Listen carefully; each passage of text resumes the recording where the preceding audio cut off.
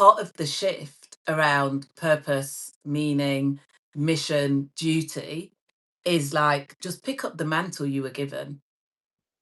And the ego doesn't want to do that, because the ego, ruled by the sun, needs to shine at all times to the detriment of the soul's well-being.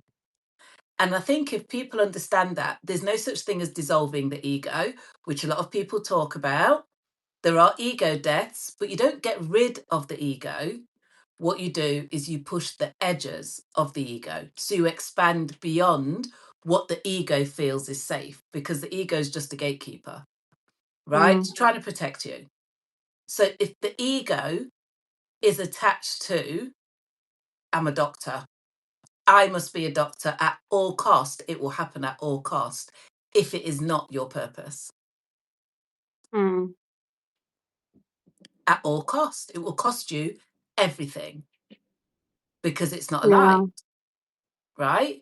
So the idea that we get attached to the status or the status, the job title, the position in society, it's exactly the same as buying the Mercedes, the mansion, the designer clothes, and the jewelry. Listen, I love all of it. But the truth is that the work I do every single day, I can't afford to get caught up on job titles, because these are not the job titles I was aiming for. Yeah. Right. But having said that, do you know what? The job title I was aiming for was salesperson, which for a lot of people is like, are you joking? Like, they think like worst case scenario. But I was so proud to be a salesperson because I was bloody good at it.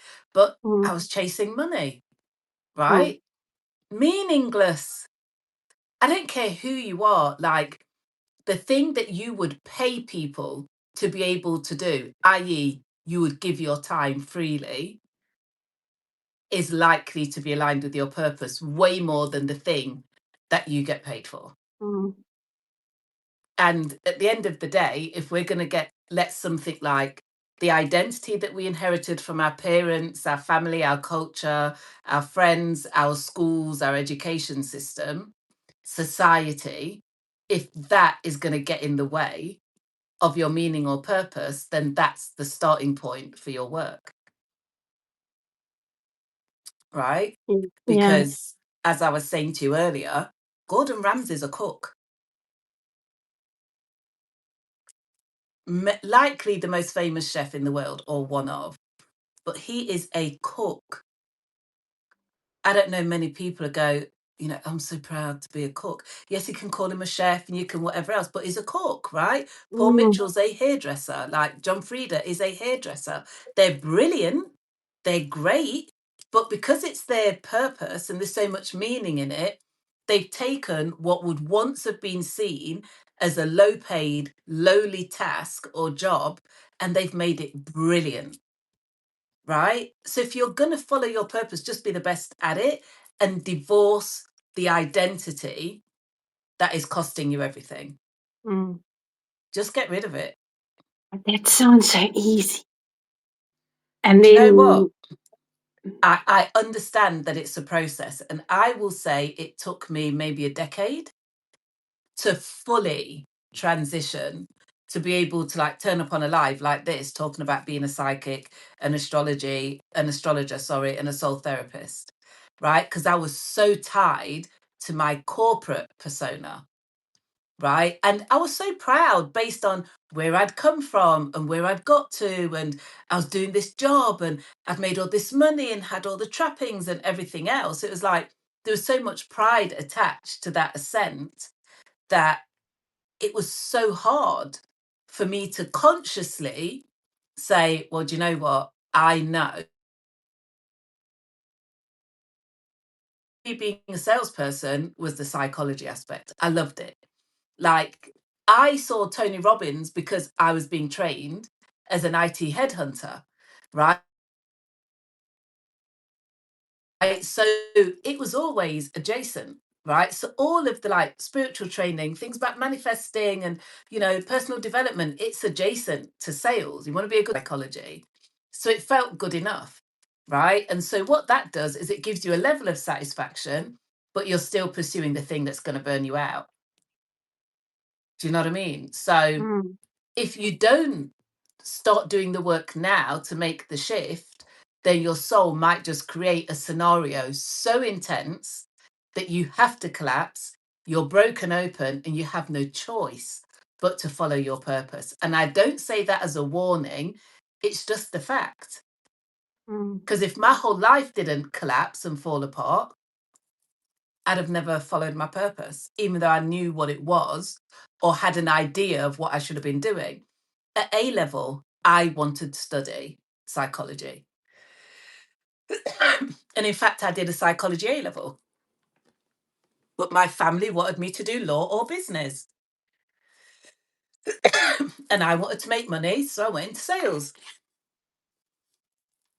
I was always supposed to do psychology. I was always supposed to work with people. I was always supposed to understand the mind-body connection. Like, and maybe I would have got here sooner, but I'm here now. What am I going to do? But if you can start doing the work before the collapse, it's just a little bit less painful. That's all. I mean, the thing is, if you exactly what you're saying, if you've been doing it, I mean, even me, I'm 18, 19 months in. If you and you know, she was saying she's been doing it for 2 years now.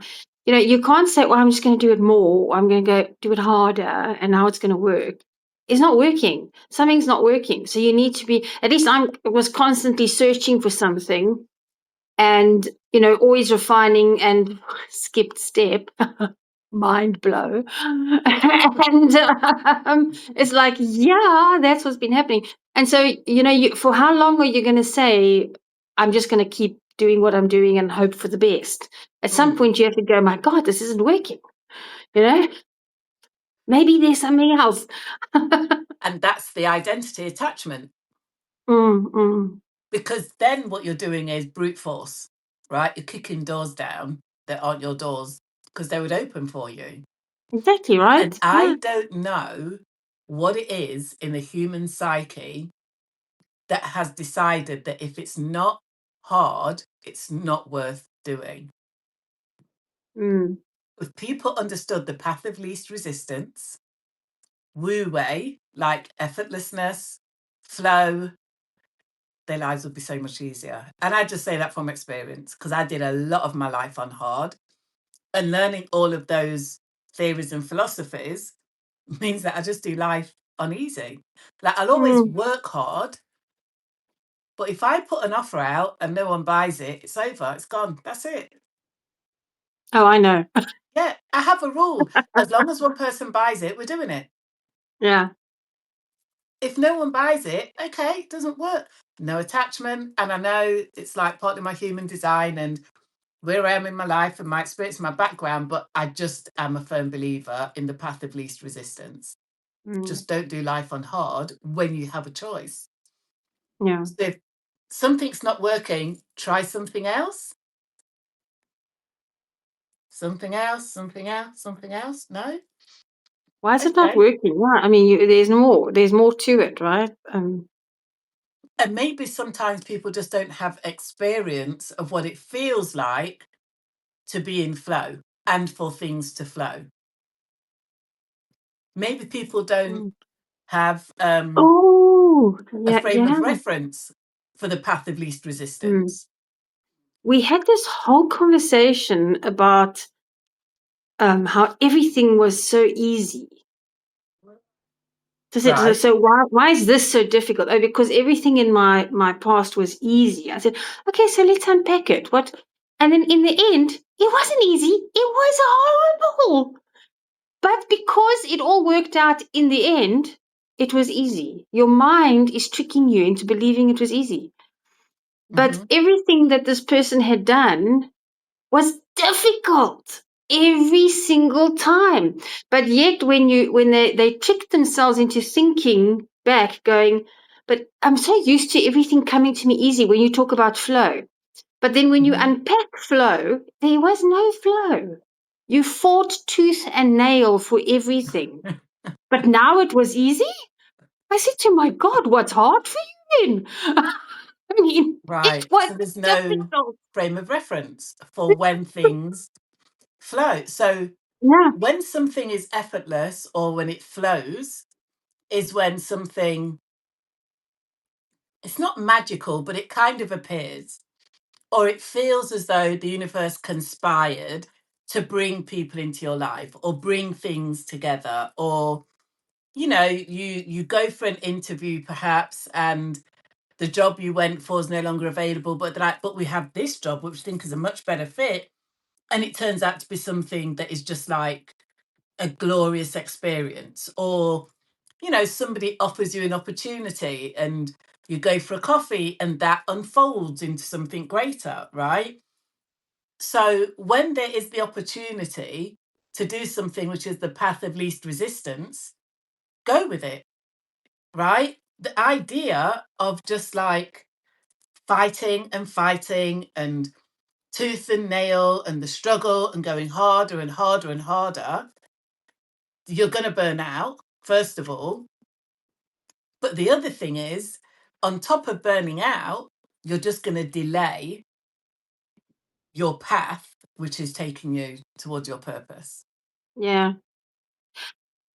And it's interesting you say that, because if I think about my 20-year career in the same place, and if I had to say to someone, oh, but it was flow, and I went from this job to that job, then I think we've had this conversation where if you look back and you review, and then we spoke about Centauri and Kenzo and Centauri moments, it was Mhm. always the conflict of some inner conflict that brought you to a point where I started the new department or moved to another country, or it was no flow. There was always some conflict that Yeah. moved me somewhere else. Yes, within the same company, but Hmm. it was not flow, Yeah. because you did Yeah. the thing, you moved from this job to that job, and then you went in. It looks very flowy, but it wasn't. It was Mm. pain that brought the next thing. That Yeah. was the highlight, and then pain again took you to the next thing, and so you went. That's not flow. No, that's not flow. However, sometimes pain is what shifts and Yeah, moves yeah, us, absolutely, right? absolutely. That, yeah, So I guess the bottom line is that we all need to develop a level of discernment to understand, okay, I've tried this for a year, right. 2 years, Yeah, nothing's yeah, happening. yeah. Mm. Maybe sooner than that, I should try something different. And at other times, it might be, okay, this feels a little bit difficult, a little bit hard. Maybe I need to be a bit more resilient, right? But whatever it is, having discernment to be able to understand the What am I difference, learning? yeah, I think is key, because Mm. sometimes it's the pain that opens the doorway. And other times that pain is an indication that this path is over, Yeah, right? and And let's go and do something different. yeah. And for me specifically, it was every time starting something new. And so then when you review and you look back and you think, but then why can't I start something new for myself? If I Yeah. can do it for a company, I can do it for me. Yeah. So that's the pattern. Yeah. Well, that is like, so Vinay said, maybe meaningful pain or pressure builds and strengthens. Yeah, And it yeah. does when it's meaningful. And that is part of the doorway to purpose, right? Mm, mm. So I think one of the things that happens, especially if people have worked in a corporate environment, is that when they're making that shift to follow their purpose, maybe through working for themselves or building a business, they can feel like they're taking a drop because they got to a certain level corporately, they had a job title, all the benefits, etc. And so that shift, it's not a drop, because everything you've learned, everything you've done, everything you have achieved, it's within you, right? So it is Mm. actually a shift across, but there will be a learning curve, which is what feels like the drop, right? So Yeah. the learning curve is now no guardrails, no safety net. Now we have to market, put offers together, attract customers, like build a business or get out there and network to get new customers, whatever it is. It's the learning curve that feels like the drop or the slide, right? So I think when people get overly attached to an identity that is not their purpose, sometimes the fear is the drop. It's like, I'm this age, how do I start again? You're not actually starting again. You're starting from your experience, but you're making a shift which requires some learning. But Yeah, people and just have to figure out what it is that they can and cannot do, because one size doesn't fit all. And I think the other thing is there's so much information out there about entrepreneurship, work for yourself, do this, don't go to college. If it's your purpose to go to college, work in a certain career for a period of time before you start doing your own thing, or so that you can travel and work with different communities, whatever it is, then that's your purpose, because one size just doesn't fit all, you know. but But it's about the comfort. It's about feeling comfortable with that choice and well, no, knowing, it's which is about getting out of the comfort zone, but being able to weigh up what is a step too far yeah, that's what I mean. Is like and be what you comfortable can with the kind of manage. uncomfortable. Yeah. You need Yeah. to get comfortable with being uncomfortable. Yeah. Yes, that Mm. part. But so I really wanted to just talk about AI today. Oh, let's go. To AI or not to AI, it's not even a question. So I think the AI conversation is escalating. I'm having more and more conversations with people about the app, as far as either them building an app or how they can use technology to scale their business, how I built my app, like what my plans are, what my next steps are, etc. And I think there was a year ago, the conversation was that some people were like, absolutely resolute, never will they ever use AI. And my opinion, you know, for what it's worth, is that I don't think it's a question anymore.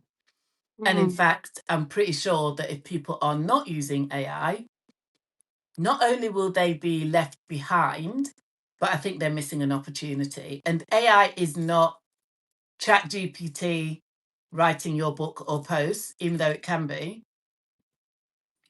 AI is far broader than that, and it can actually transform your business, help you to scale. But also, if we think about what AI is, it's artificial intelligence. Why go and learn to code if you can use AI, right? Why go and learn how to do something that is a 5-year training in skill set if you can use AI? And I think AI is not the problem, it's the operators of AI that we need to think about. And if we are in the wellness, the spiritual, the soulful fields, then the way we use AI will be for the greater good of all concerned, right? So that is my opinion, but I am definitely a technophile. I've always been an early adopter to technology. And I just believe that we have a responsibility to get in there, learn about the capabilities of technology and how we can use it to best serve the people that come to us, rather than demonizing it, running away from it, and leaving it in the hands of people that actually might be doing harm, right? Yeah, and I mean, we talk about solopreneurs and individuals and what owner founders. These are not words that I was familiar with. Well, I mean, you know about them, but you never thought that would be me one day. And I think one of the biggest things I really struggled with in the beginning is I cannot be everything. It's not Exactly. possible. I know what I know. And I Mhm. know what I don't know, and I don't even know what I don't know, if that makes any sense. And it's like, you need help. Yeah, yeah. And And it's not that it does it for, because I still know what I know and I'm still good at that thing that makes my thing my thing. Yeah. And AI can't do that. Yeah. Well, And AI can't replicate human connection, right? yeah. So let's differentiate between where we still need humanity and what Mm. AI can do for us. But I think if people are kind of a little bit open-minded, open-hearted, then they'll realize that AI democratizes a lot, right? So now, and this might be some of the pushback where people are maybe a little bit protective of where they had an advantage or a bit of a head start or felt like they had some kind of superiority in a field. Like, I'll just use writing as an example. And now everybody can have a blog because of AI. Well, maybe that's a good thing if we're getting a wider reach of opinions and more people joining conversations and access to more information, right? I don't know that we should have hierarchies in terms of creativity and content. And I don't think that things like money should be the differentiator between who can and who cannot, or education to a certain point. And I'm not talking about professional skills, not that writers aren't professional, of course they are. I'm a writer, but I mean in terms of people being able to have a voice, have a platform, be able to join certain conversations. If AI allows that, then why shouldn't they? And if AI allows us to build an app that takes our knowledge and expertise and puts it into a format where it can reach tons of people, then that should not just be exclusive to a certain group. Yeah. And I just think that, yes, there will be those that abuse it, but there's always abuse in absolutely everything. But I think for founder owners, solopreneurs, small business owners, I think figuring out the best way to use AI and technology to scale your business, to scale your reach, I think it's essential at this point. Mm-hmm. It's not going anywhere. Uranus has hit Gemini now. That's it for the next 7-8 years. And I mean, So like you get on say, board. everybody has a story, and it may or may not be an interesting story. But imagine the stories we would never hear if that person just isn't a writer naturally. I mean, I Yeah. think, yeah, like you say, it's just a beautiful opportunity to get as many stories as possible out there, or as many experiences Mm-hmm. that may never have surfaced. Yeah. We want the conversations, but I think we also, um, so the way I view something like AI, and maybe I'm a little bit naive, I do listen to a lot of podcasts about it. I do read up on it quite a bit. But I think the way I view it is the same kind of lens that, when like Silicon Valley was coming up, and in London it was like the Silicon Roundabout, and we had this whole startup craze, and young people were starting businesses, and there were founders everywhere. You couldn't throw a stone without hitting a startup and a founder or whatever. And I just think, yeah, people did have ghostwriters for years, and I was one of them and made a lot of money from it, and no one cared. So you're right, Lois.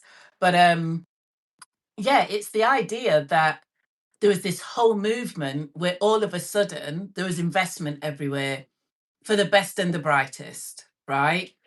Now that investment has become time and sweat equity, which is what it should always be, right? It should always be, if you think that your idea is good enough, sit down with some technology, use an AI platform like Claude, develop something, put it out to market, and if people like it, keep going, right?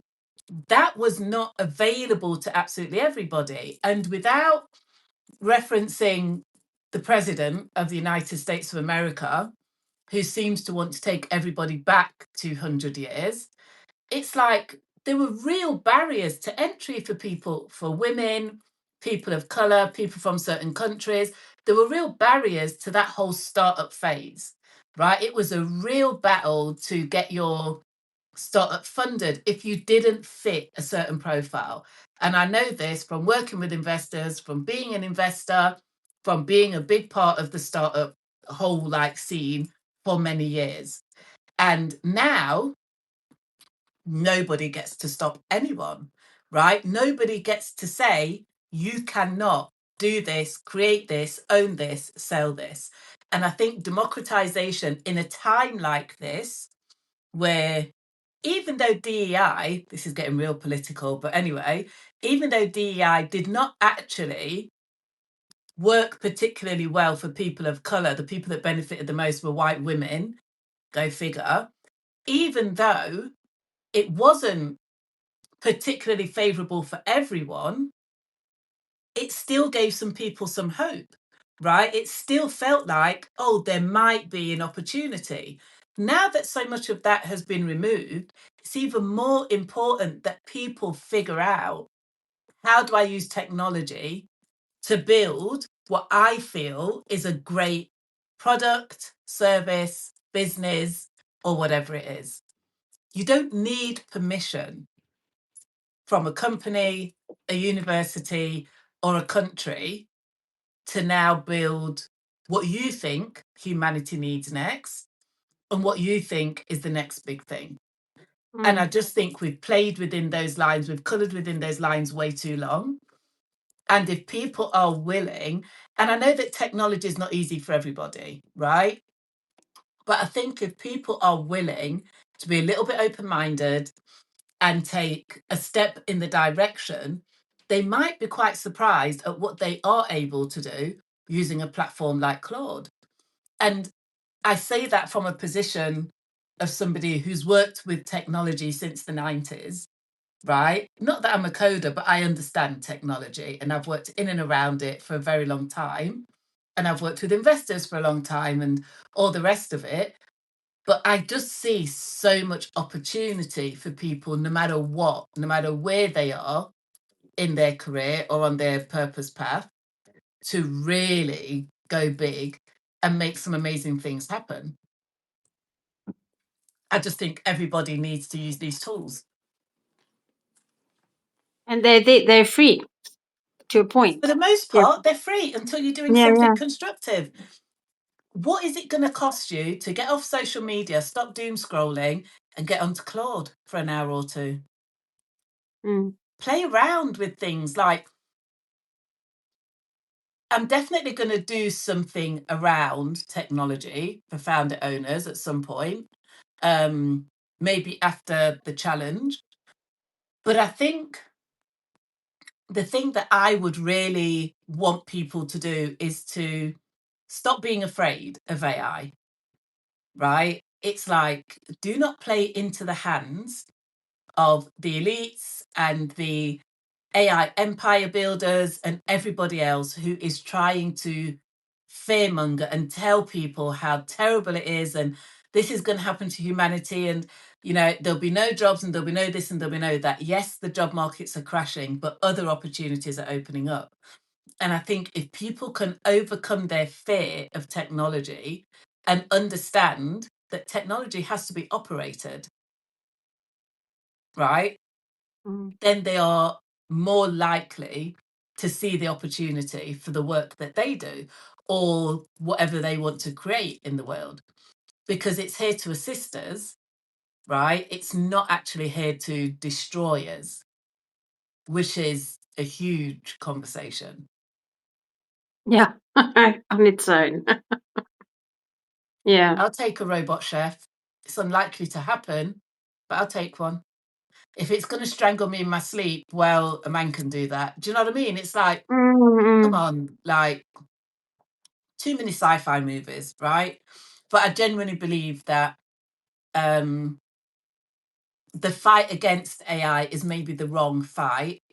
But I also think that, when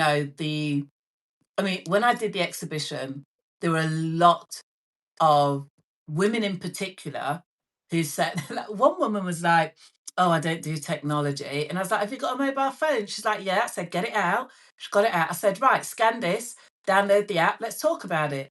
But her whole opening was, I don't do technology. Everyone's got a phone. Everybody does technology. Yeah, you just don't understand to what degree. Yeah.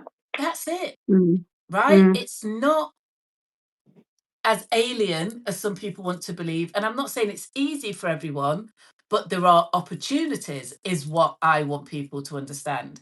So if you've got your practice or your business to a certain level, start thinking about how using AI can expand that. You know, it's very similar to COVID. And I had a real experience of working with people all around the world during COVID, because this is when I was running my agency, and people were stranded in all these different countries, couldn't get home because they'd lost their jobs. So it was like yoga teachers, you know, healers, therapists, whatever. And then in the UK, people were furloughed, right? A ton of therapists, like psychotherapists, psychologists, no work. And my work went through the roof. So I was hiring constantly because every business had to go online and nobody was prepared. So there were yoga schools, didn't have an online presence, because it's really common now for everyone to have like their videos on YouTube and here's my whatever and here's my astrology school, this school, that school. In COVID, hardly anyone was online.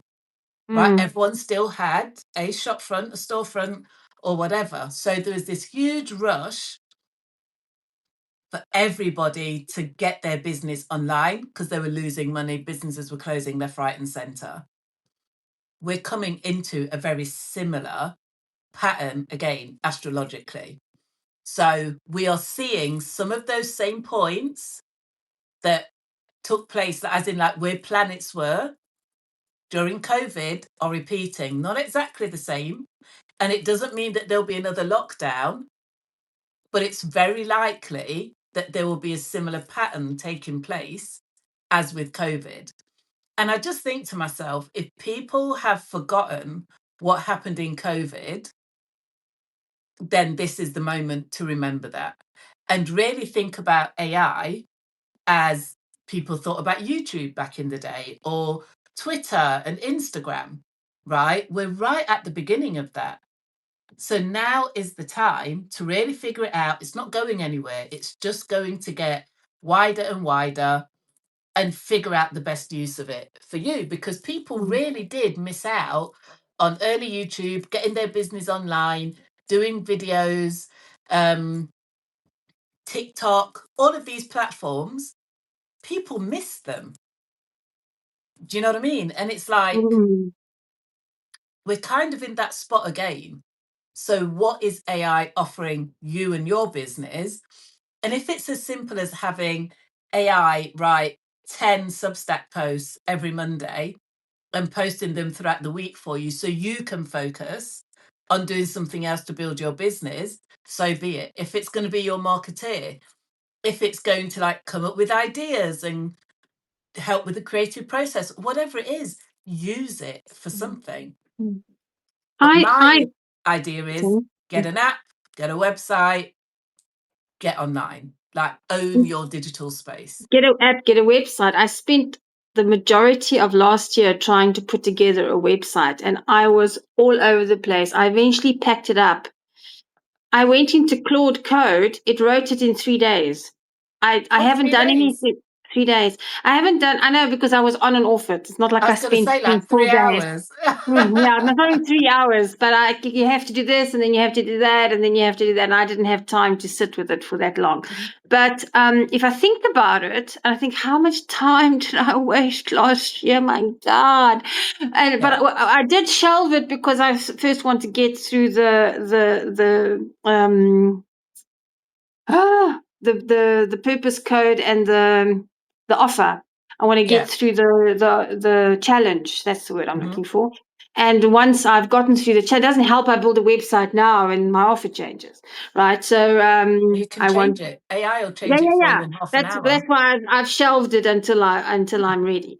But yeah, Yeah. it was. If I think about how much time I spent last year, my God, Yeah. and just like that, websites and we've all done you know, it. it threw out all the rubbish. It's like you don't need that. You don't need that. Why are you doing that? Why is Yeah. that? No, no, no. This is all you need. And I'm like, wow, it's so Yeah. It'll do your simple. SEO. It'll do absolutely everything. Yeah, yeah, But I yeah. just think that I think the barrier to entry is the fear of like technology. I don't know what to do. I don't know what I should do with it. I don't know if it works for me. Like everyone says this about AI and that about AI.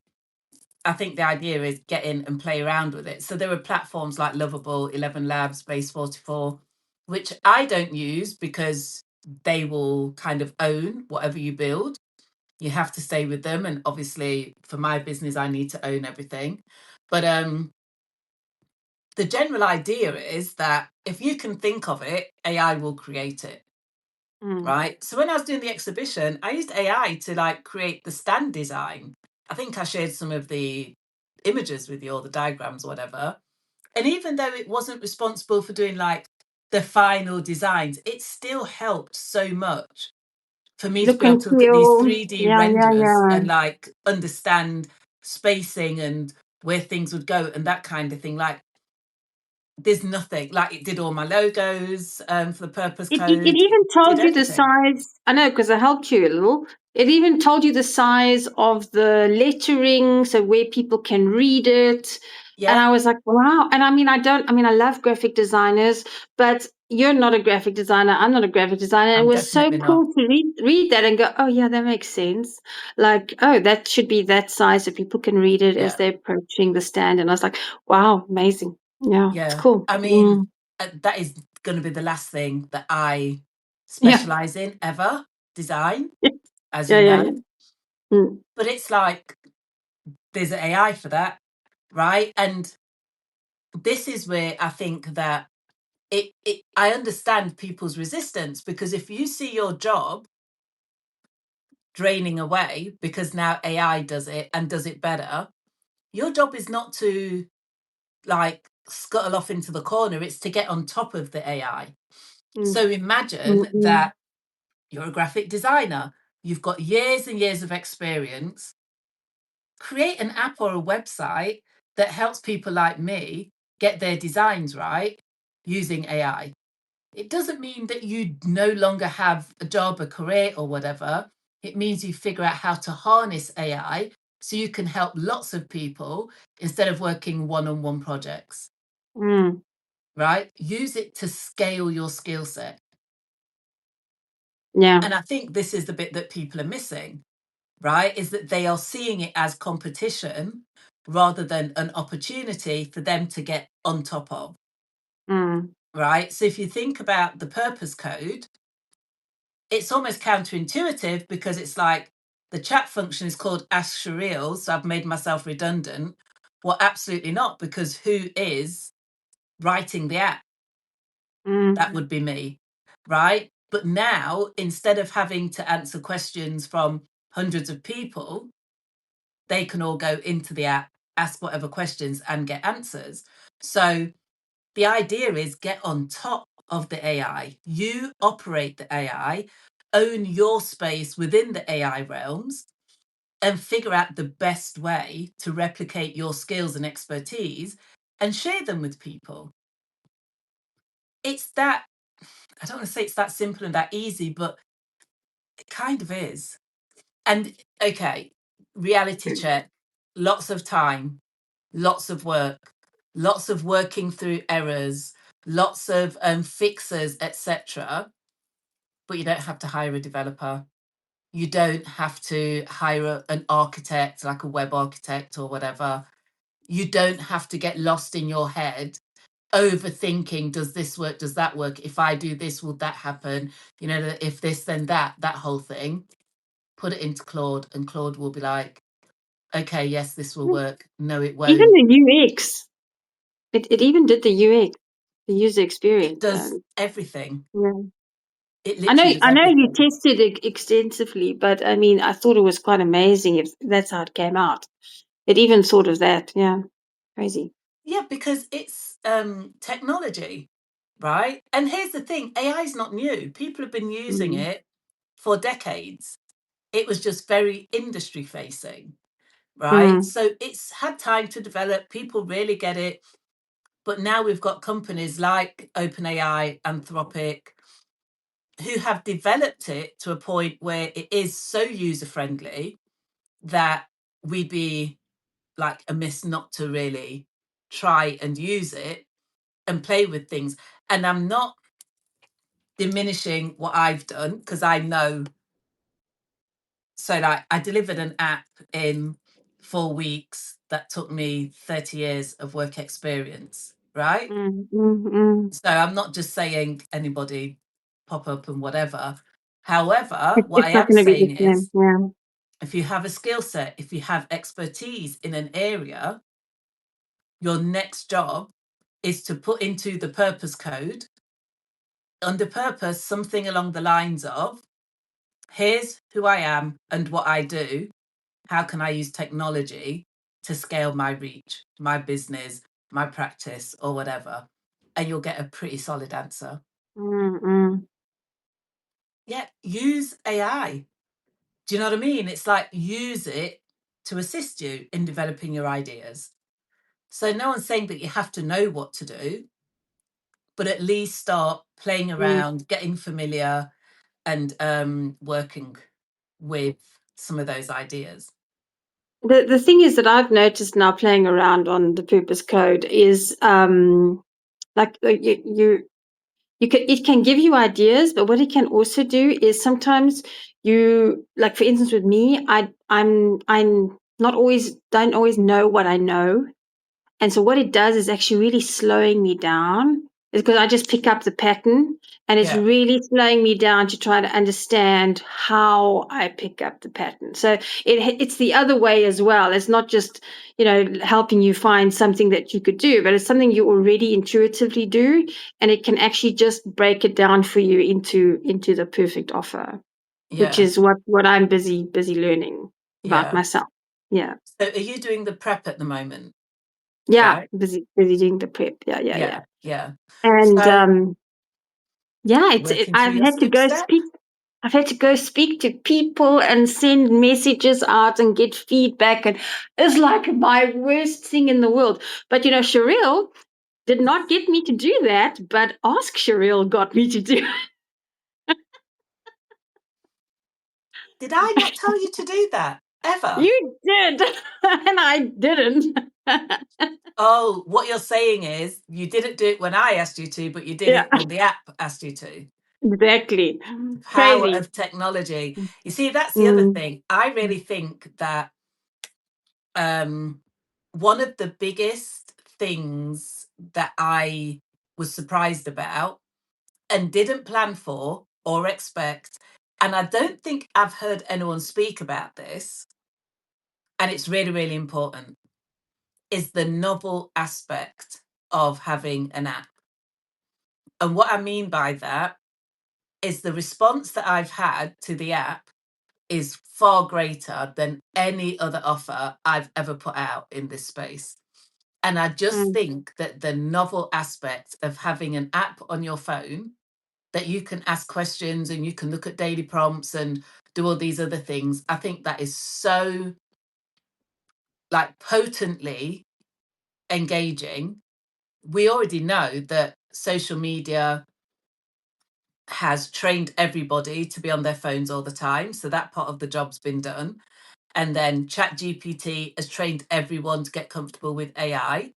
So now that there's an app that is linked to looking at your purpose, figuring out what you should do about love, about money, etc., it is so novel that it's really engaging people. And I didn't predict for that at all. Yeah, but if I think about noticing the pattern, Cheryl can tell me, you real life Cheryl, who I'm looking at, Mm-hmm. can tell me, Monet, you need to go speak to 5 people. And I'll go, yeah, Yeah. yeah, yeah, yeah, yeah. And next week we'll chat again, and you'll tell me again, and you'll tell me again. Cheryl in the purpose code, Mm-hmm. Ask Cheryl, just call her Ask Cheryl. Yeah. She will not move on until I've spoken to those 5 people. We're the 5 people. Yeah, Monet, I hear you, and we can, but we're your 5 people. And she's, Yeah. we can't really move on because we don't know who your 5 people. We haven't heard response. And I'm like, oh, for God's sake, like I have to speak to this Cheryl. Whereas you will carry on with the conversation and talk to me next week. You know what I'm saying? Yeah. Whereas Cheryl, the app is like, no, there's no way we're going anywhere until we we've spoken can't. to Yeah. those 5 people. Because what do you want me to tell you, Monet? I know nothing. I was like, really? Yeah. Yeah. Yeah. So Ash Shereel in the app is not psychic or Yeah. intuitive. She's a little bit intuitive, but she's not psychic. So she doesn't know Mm. what's going on outside of what you tell her. Yeah. But I think the other thing is She makes that, it very clear. but I think the other thing is that one of the rules, because obviously there are rules in the app, one of the rules is that you're here to help people move through those patterns and blocks so that they can align with and activate their purpose. So that's not one of my rules in real life. So as a therapist, I'll be like, oh, she's not ready. She doesn't want to talk about that. We'll move on. And then we'll come back to it maybe in a couple of weeks, right? The app is not a therapist. The app is AI driven, and the app is hardwired to move you through your process. So if you are not doing the work, the app is designed to bring that to your attention.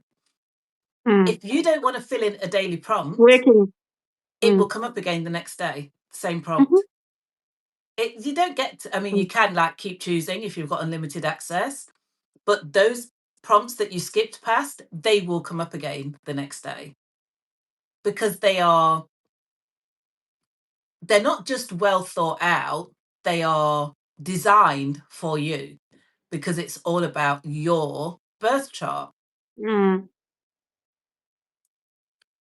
She's not threatening, she doesn't judge, she just holds you accountable to what I said I want. So am I like threatening and judgmental? That's it. Ask Cheryl is not threatening. Yeah, I know. So does that mean that real Cheryl is? I don't know. But yeah, so there are rules in the app because I think there has to be purpose to the purpose code, right? And I think that I know that people are stuck in ways that they may not even recognize, right? People are dealing with patterns and blocks that are completely outside of their awareness. And so if it's in your astrology, yeah, human to human does feel different.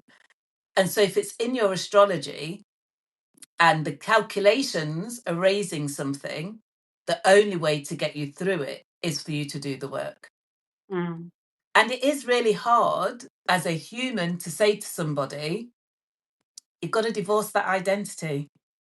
Stop looking there and look here, because people are programmed and conditioned to seek certain things. Whereas the app is like, I don't have compassion for that. You're doing the wrong thing. You need to do this thing.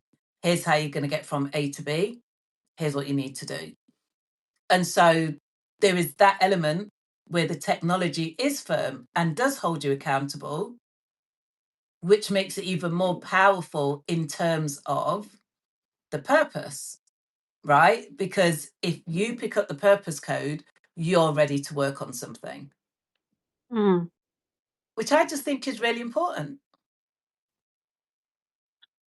Yeah, and if you are living your purpose, then of course it's important, not just to you, to everybody. Well, Yeah, to the people that you're here to serve, right? And the people that are going to cross your path. And but I just think, with the purpose code, I've just learned so much about the ways in which technology is friendly, the ways in which it serves, but also how powerful it is in terms of delivering, right, a certain level of content. So I've had to really distill my knowledge and expertise to get it in the app so that it shows up in a certain way.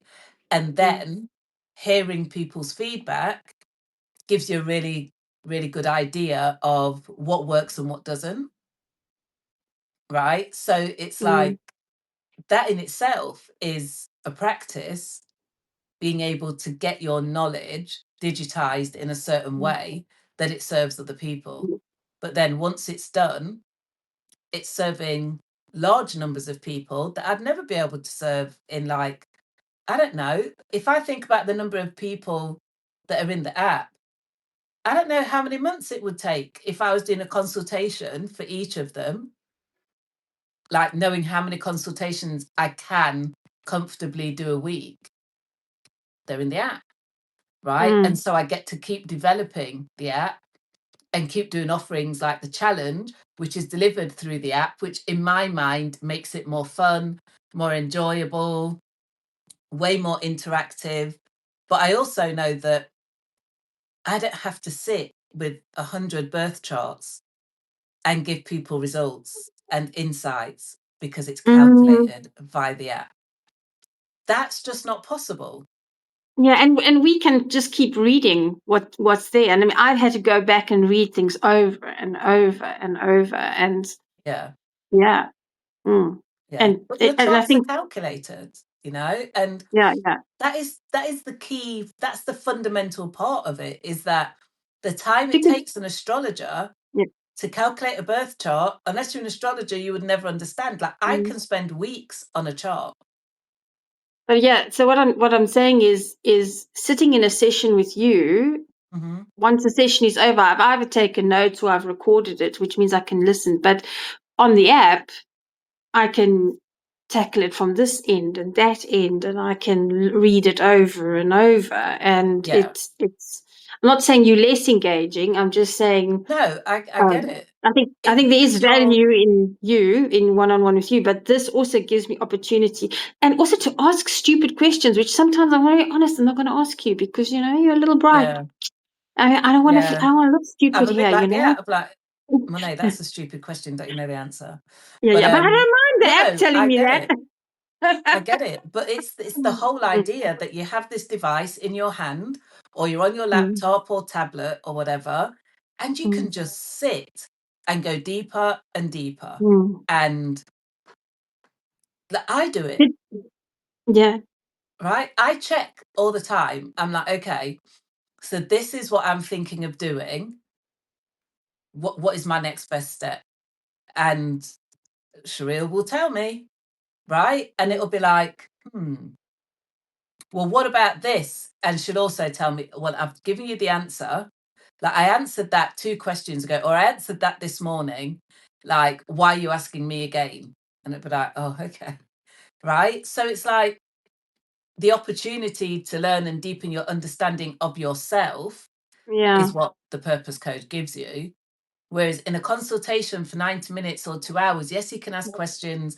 I guarantee almost everybody gets off the call going, oh, I forgot to ask this. And you're like, got to wait for a next consultation, got to do this, which is why I get so many messages instead of getting on the app and just asking the question there. Did you read at all on your WhatsApps today on the group?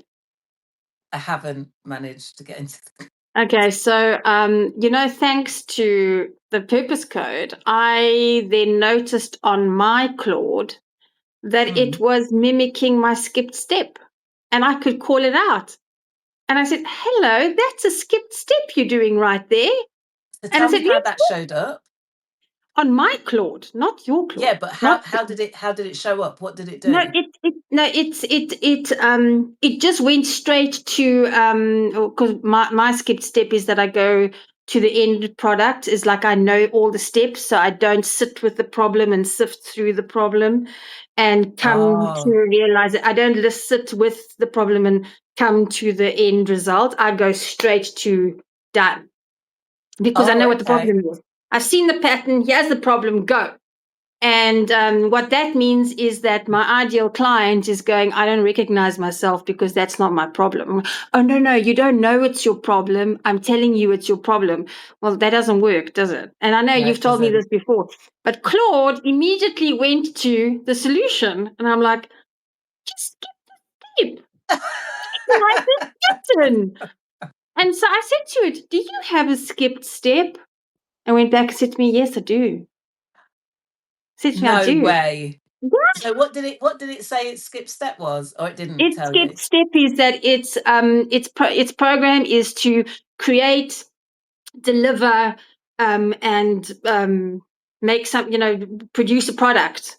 Yeah, And so yeah, it's going to find the quickest route to doing that. yeah, yeah. And then I took what my skip Fascinating. step from Purpose Code, and I said, "This is my skip step. Can you see that you've just replicated my skip step?" And we had a whole conversation about it for an hour, Claude and I. So just that anybody watching understands the skip step, in case you didn't see earlier conversations. So everybody has, well, most people have in their chart an area in their process that they try to skip to get to where they want to get to, which could be your purpose or a goal or something like that. And it's usually outside of your awareness, and you do it so much that it becomes a pattern where you're like, oh, that's just how I am, right? So when we are working with the skip step rather than doing the full breadth of work, what tends to happen is we create this loop and we can only ever go so far.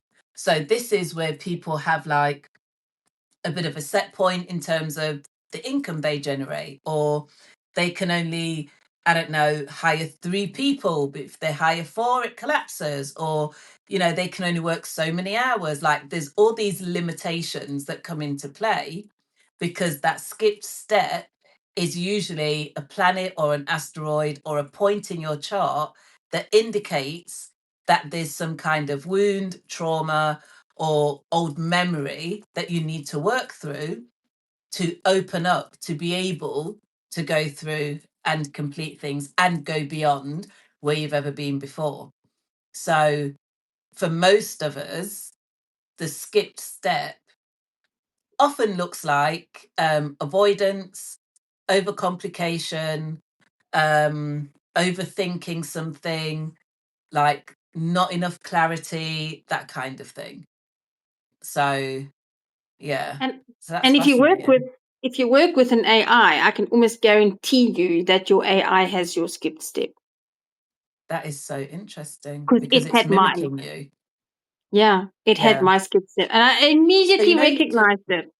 Yeah, I so was you like, can put something in your preferences to tell it yeah. not to do that.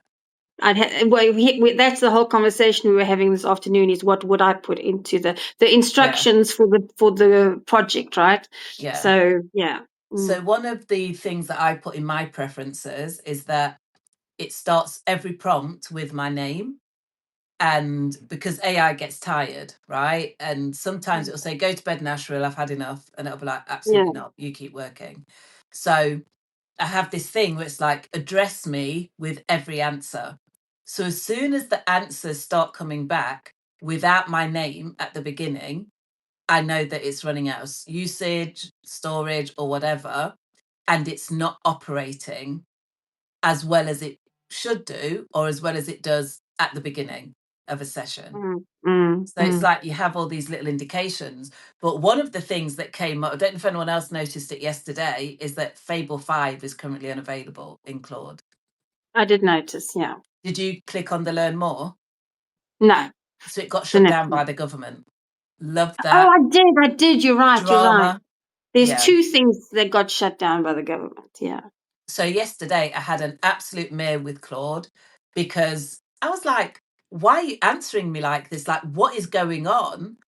And obviously, like, Fable 5 is currently unavailable. And I was like, you are not operating at an optimal level. And I want the next best program to Fable 5. And it was like, I'm already using the best version possible. I was like, well, you better sort it out, Claude, because You like better this is step not good up. enough. And I'm already missing Fable 5.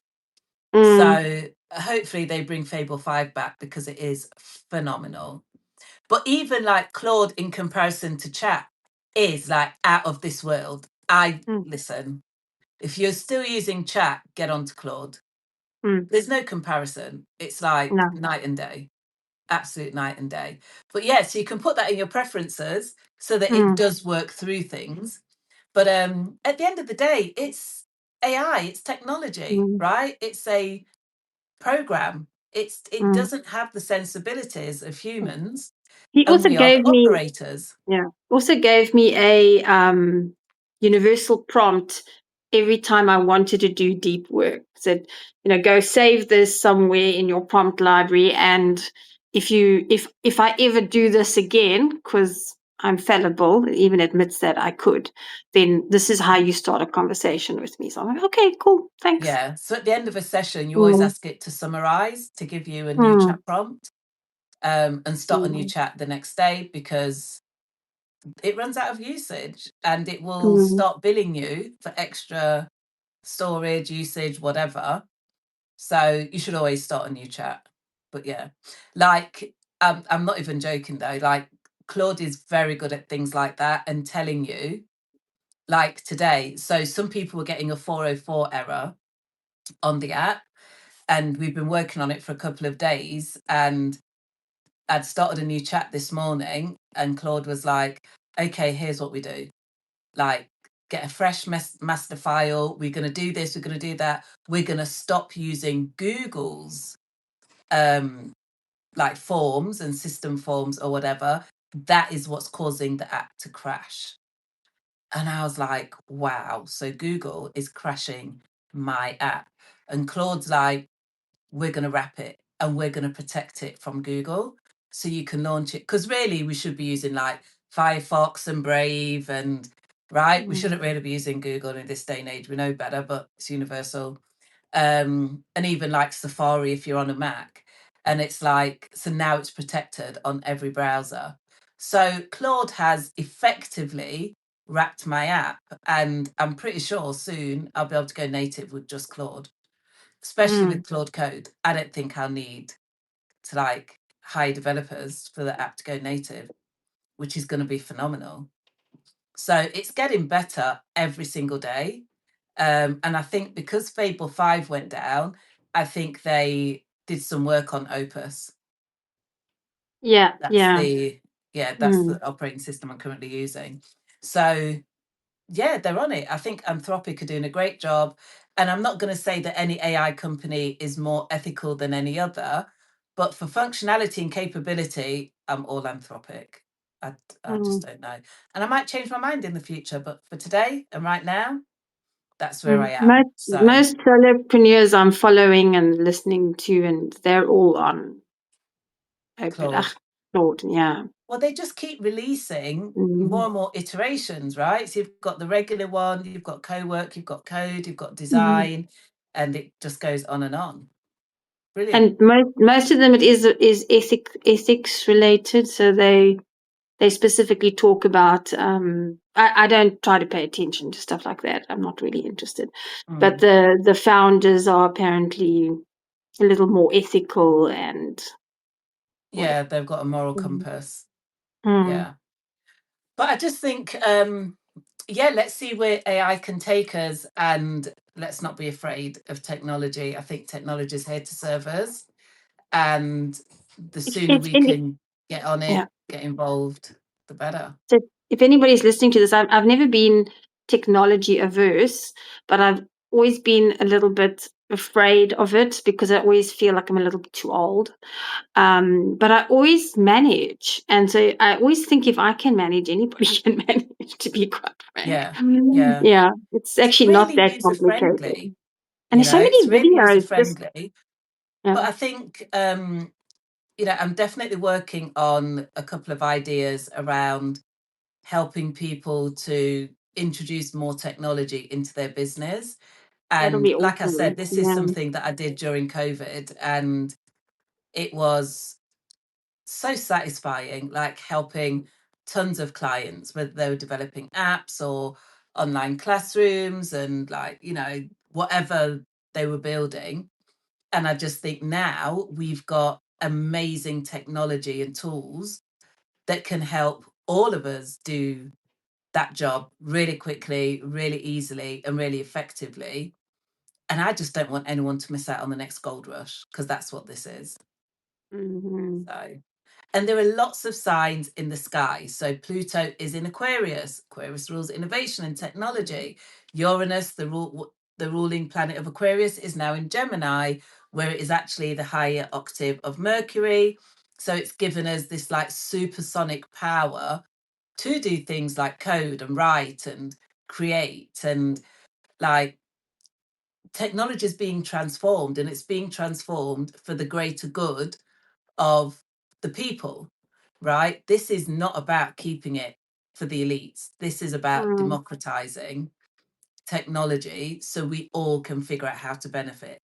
And I think those of us who are founder owners, those of us who are solopreneurs in the wellness, spiritual, soulful spaces, I feel almost obligated to help as many people as possible get their business scaled through AI. Right? We've still got a lot of work to do from our perspective in terms of helping people, and extending the reach of the work that we're offering. So let's do it, you know. So we're starting with the challenge, which starts on the 22nd of June. The doors are open at the moment. It's £97 for the 5-day challenge, which is run through the app. If you have a free account, you will get full access to the entire app from the day you purchase the challenge through to the end of the challenge. So it's worth it just for that. But the challenge, if you are a founder owner, is all about helping you to create the offer that puts your business on blast, that gets you new clients, brings existing clients back, and just really helps you to, you know, discover your standout client, figure out how to market it, sell it, price it, and get it into the market. Timing, that's important. Yeah, That's my favorite. timing is everything. Yeah. So, yeah. So I hope you guys found this useful. Please share and let everybody know how amazing the Purpose Code is. I'm just pretty shameless about it at this point because I'm doing so much work on it. I've still got huge plans for it. We've only just scratched the surface, but anyone who has used the app so far is having a great time with it. It's really causing people to think a lot, to reflect. People are discovering things about themselves that have been hidden for most of their life. But also, I think it's really reassuring when you find out that, you know, you have certain abilities, or that certain things that have showed up in your life before are part of your purpose or how you were built, you know. So this is all about understanding yourself better and figuring out what you want to do next. And Lois has given me a 5-star review. Thanks, Lois. Oh, 5 stars for me as well. I mean, my goodness, if everything I've said hasn't said that, then I don't know. But Yeah. you know, even if I think about it's not necessarily that I didn't know I had that specific skipped step. What has been really eye-opening for me is knowing why it's a problem. Because for a long time I was like, so what? So what if I just move them straight to the end and this is good for them? And you know, you do that. What did you say? You justify it in a way. You were saying It's just who like I if am. that's who It's just how I I operate. am. Yeah. Yeah. But now, when the app and Cheryl is saying to you, but Monet, this is what's happening. This is why you're not getting to the right client, is Yeah. because these are the steps they go through, and this is how you should be. And I'm like, oh, that makes a lot of sense. Like, Yeah. duh. Yeah. Yeah. So Yeah. just for that, I mean, wow. Yeah.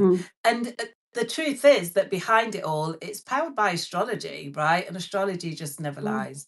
It's never let me down. It is like, I always tell people it's my second language, but it's one of those practices that continues to evolve and deepen, and it's just endless learning, right? And the more I learn, the more I share via the app, and the more I share, the more you learn about yourself, and just the better you can like build your business, live your life, and align with your purpose. And I think that's the whole point, right? Is that we're here with a soul intention, we're here with a mission, a duty, and we all want to live according to our purpose. We do, right? Nobody wants to feel like I've wasted my whole life, you know?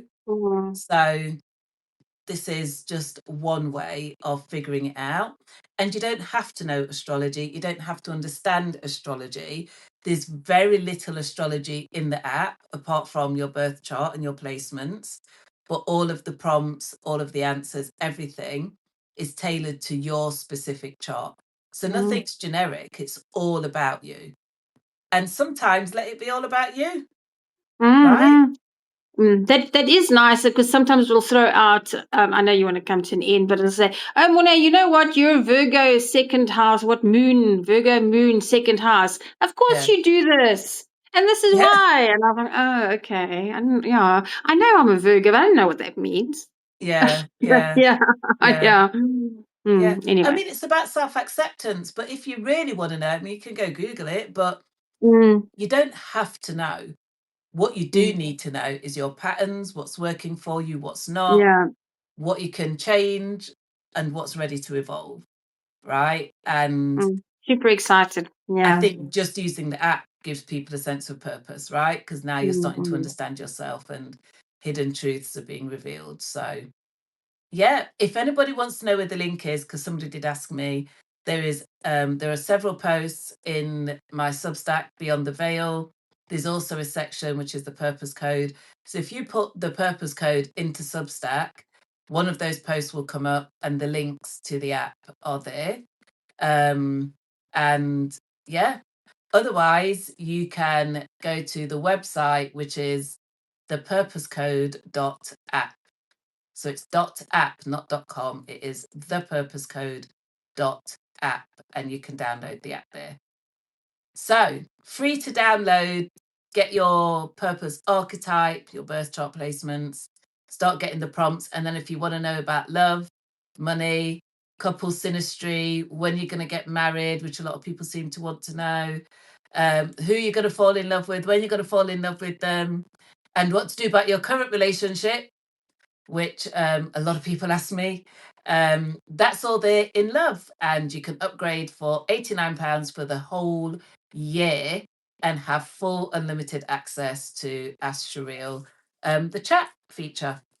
So I've been told it's great value for money, and it's the app that keeps on giving. So give it a go and let me know your thoughts. But yeah, so we will be back soon. I don't know if it's tomorrow or Tuesday, but another day. And I'll have a couple of other guests on the live with me too. So thanks for watching, guys. Enjoy the rest of your Sunday, and let's all have a purposeful week ahead. All right, guys, take care. Thanks, Monet. Bye. Bye.